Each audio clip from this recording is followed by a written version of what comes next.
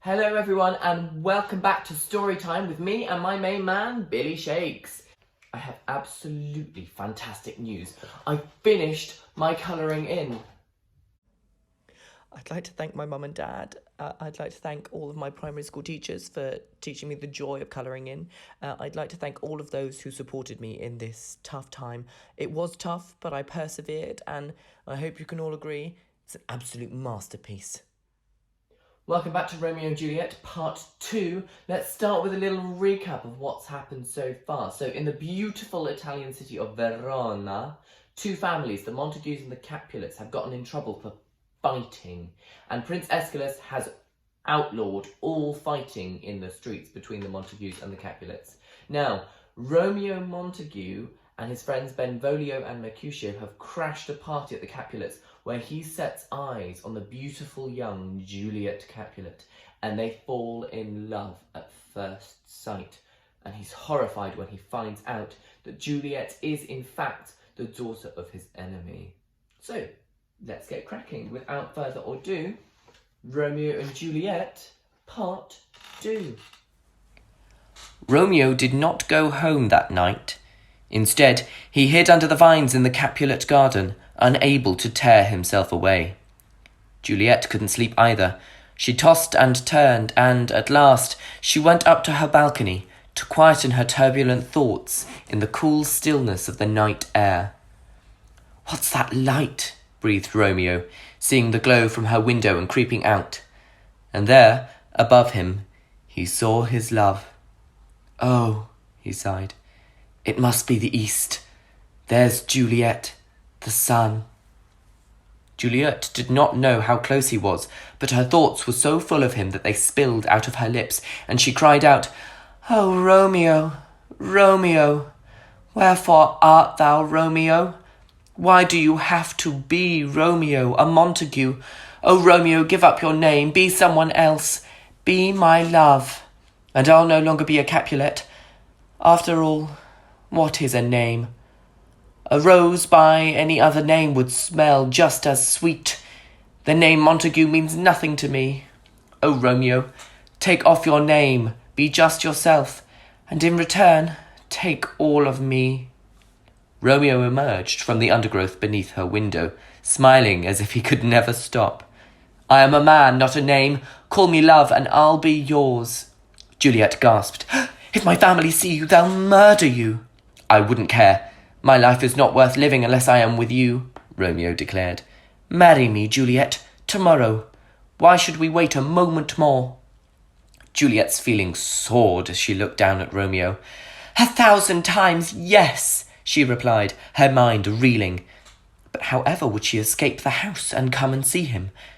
"I'll send my nurse to meet you in the market square tomorrow morning, and she can tell me what you have planned." Voices inside the house called Juliet's name. Juliet turned to go, whispering, "Good night, good night." But unable to tear herself away, she turned back. "Parting is such sweet sorrow that I shall keep saying good night until tomorrow." She smiled ruefully. Finally, she slipped away into her bedroom. At first light, Romeo raced to Friar Lawrence, a priest, and a good friend he had known all his life. "Good heavens!" exclaimed Friar Lawrence. "How come you're here so early? You look as if you have not slept all night. What's the matter?" "I'm in love," Romeo explained rapidly. "With Juliet, daughter of my enemy. We want to be married today. Please help us. I know you are wise." The friar pondered the news. This was a match doomed to failure.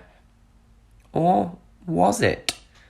"Your love may just be able to stop the hatred of Montague and Capulet for one another, and so be for the good of your families and for all Verona," he mused. Within a minute, he had decided. "I will help. Yes, I will marry you in secret this very afternoon." "Thank you," breathed Romeo, and he ran to the market square where he was to meet Juliet's nurse. "Tell her," he panted, "this afternoon, 2:00, at Friar Lawrence's, our wedding." The nurse looked carefully at the man her beloved nursling had fallen in love with. "Handsome?" long-limbed, eager, she thought approvingly. But she wanted to be sure of him. Can I trust you? She asked. If you lead my Juliet into a fool's paradise, I'll never forgive you, for she is the sweetest lady. Yes, trust me, for I adore her, Romeo assured her sincerely. And tonight, when she must return home, bring a rope ladder to her balcony and hide it there, so that I can climb up to her in secret. I'll remember, the nurse nodded, plucking a sweet-smelling sprig of leaves from a bush and sniffing it. Here's rosemary for remembrance, and Rosemary and Romeo both begin with an R. I won't forget. She put her posy in her pocket and hurried back to the Capulet house. What did Romeo say? Demanded Juliet, pouncing on her maid the moment she returned. Ooh, panted the nurse, sinking into a chair. I'm too old for all this running about. Tell me, urged Juliet. Speak, oh please, get on with it. At 2:00 this afternoon, you are to hurry to Friar Lawrence's cell. There your love will be waiting to make you his wife, the nurse said at last. Juliet hugged her until she gasped for breath. And if your parents want you while you're gone, I'll make excuses for you, the nurse promised. Juliet nodded, her thoughts still on Romeo. How did he seem? She asked. He's as gentle as a lamb. Kind. He looks honest. Not as rich as Paris, and your parents won't like it, but young blood knows what it wants. Oh, my little nursling, you can hide nothing from me. You're blushing, Juliet. Your cheeks have gone pink. That afternoon, Mercutio and Benvolio were strolling in the streets when they met Tybalt with a bunch of Capulets. Aha! drawled Tybalt. Montagues! You come to our party uninvited, didn't you? Villains! I'd like a word with one of you. Just one word, Mercutio sneered. Double it. Make it a word and a blow. And here comes another of you villains, Tybalt continued, spotting Romeo hurrying along the road. Romeo had just come from Friar Lawrence, who had secretly carried out the marriage. He and Juliet were now husband and wife. Luckily, no one had seen them, and Juliet had gone home before her parents realized she had been out. I'm no villain, Romeo informed Tybalt. In fact, the name of Capulet is as dear to me as my own. Liar, hissed Tybalt, drawing his sword. Who are you calling a liar? Mercutio said furiously, pulling out his dagger. You rat-catcher, you king of cats. Don't, cried Romeo. The prince has forbidden brawling in the streets. But no one listened. The clash of weapons echoed fatally in the cobbled street. Death was swift and ruthless. In a moment, Mercutio lay still, and Tybalt's sword dripped with blood. Seeing his friend lying dead on the ground, all reason deserted Romeo.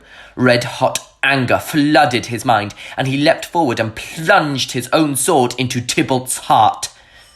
Tybalt slumped to the ground, and Romeo's sword clattered from his hand. Numb and horrified, Romeo staggered away from the scene. The noise of the scuffle brought people rushing to the scene, including the prince and Juliet's parents. There they stood, staring sadly at the two murdered men, their short lives wasted. Benvolio, the only man left, had to answer the prince's questions. Tybalt began it. Tybalt killed Mercutio.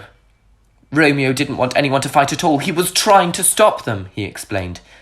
But then Romeo killed Tybalt. Romeo must die, snapped Lady Capulet. She began to cry. Poor Tybalt. He was my brother's child. Enough, said the prince. Hear my decision. I pronounce Romeo exiled. Never shall he show his face here in Verona again, on pain of death. So, murder, intrigue, Romeo exiled, Tybalt and Mercutio murdered, Romeo and Juliet married, The plot thickens in Romeo and Juliet, and I will see you tomorrow for part 3. In the meantime, stay safe, stay healthy, stay positive, and remember, eagles, keep soaring.